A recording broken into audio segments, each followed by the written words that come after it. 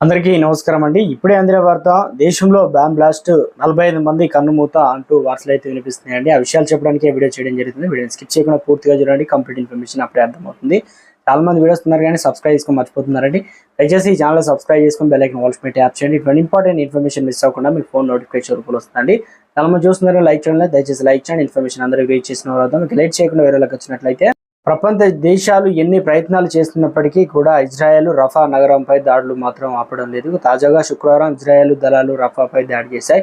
ఈ దాడిలో దాదాపు 45 మంది పాలస్తీన్లు మరణించినట్లు, ఇంకా చాలా మంది గాయపడినట్లు సమాచారం. హమాస్ గ్రూప్ కార్యకర్తలు అంతం చేయడమే లక్ష్యంగా సాగుతున్న దాడుల్లో అమాయక ప్రజలు కూడా తమ ప్రాణాలు కోల్పోతున్నారు. నగరం పశ్చిమ ఉత్తర భాగాలకు ఇజ్రాయెల్ ట్యాంకులు బలవంతంగా ప్రవేశించాయి. ఇప్పటికే తూర్పు దక్షిణ మధ్య భాగంలో ఆ దళాలు స్వాధీనం చేసుకున్నాయి. విమానాలు, ట్యాంకులు, ఓడల నుండి కాల్పులు జరపడం వల్ల ఎక్కువ మంది ప్రజలు నగరం నుండి తమ ప్రాణాలు కాపాడుకోవడానికి సురక్షితమైన ప్రాంతాలకు తరలిపోతున్నారు. శరణార్థి శిబిరాలపై ఉగ్రవాదులు తలదాచుకుంటారన్న అనుమానంతో వాటిపై కూడా ఇజ్రాయెల్ దాడులు అయితే చేయడంతో అక్కడ నుంచి ప్రజలు తరలిపోతూ సురక్షిత ప్రాంతాలను వెతుక్కుంటున్నారు. గాజా ఆరోగ్య మంత్రిత్వ శాఖ అధికారికంగా పేర్కొన్న ప్రకారం పశ్చిమ రఫాలో మానవతా సేఫ్ జోన్గా గుర్తించబడిన మవాసీలో గుడారాలు ఏర్పాటు చేసుకుని ఉంటున్న కుటుంబాలపై ఇజ్రాయెల్ దళాలు బాంబు దాడులు చేయడంతో 25 మంది పాలస్తీన్లు మరణించారు, 50 మంది గాయపడ్డారని, వీరి సంఖ్య మరింత ఎక్కువగా ఉంటుందని తెలిపారు.